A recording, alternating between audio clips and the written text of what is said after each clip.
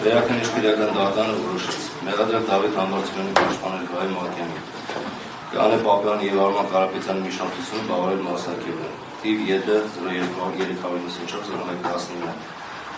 Քրեական գործեր մեղադրել Դավիթ Մերի Համբարձումյանի նկատմամբ որպես խափանիչոց կիրառված կալանքը փոփոխել եւ մեղադրել Դավիթ Համբարձումյանի նկատմամբ որպես այլընտրանքային խափանիչոցներ կիրառել տնային կալանքը, գրավը եւ բացակայել